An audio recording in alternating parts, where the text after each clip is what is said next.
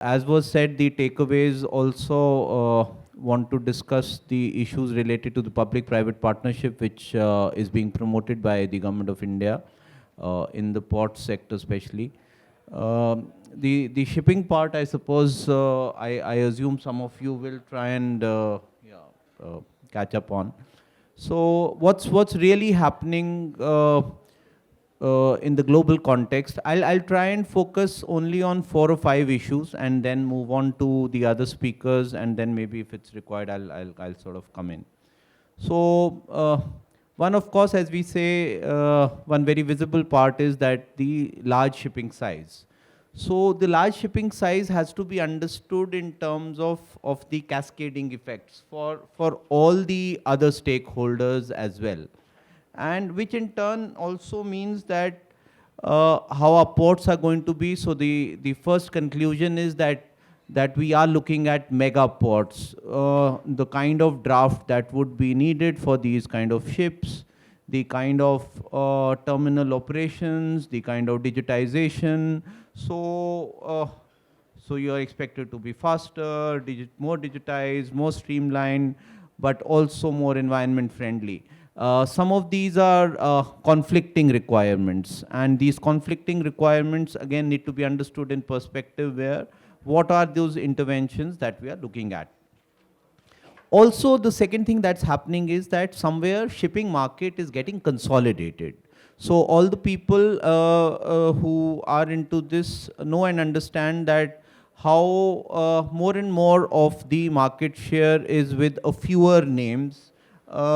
Lesser companies are going to exist, at least in the near future. When we say nobody can forecast and in the long run we are dead and stuff like that, but the fact remains that currently what we are seeing is that there is a trend of shipping market getting consolidated.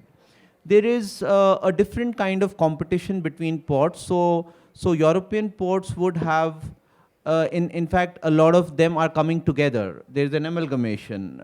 So there's a regional competition. At the same time, we were discussing a different kind of competition here happening because the private sector was open to the ports without that regulation, which meant that if another port comes just next to me right now, I don't know what to do about it, what was being discussed in the inaugural session. So competition amongst ports also is this big thing, which again is different for different continents. It's different for even different regions. There is a transformation in terms of supply and demand chains, which again means a lot of technology, which also means that when ports have to be now seen in terms of end-to-end logistics than just ports as we were looking at them all through till now. The port productivity, of course, the issues, cost savings due to economies of scale. So what are we doing for all these things? And in Indian context, 2 or 3 things that I would also like to highlight.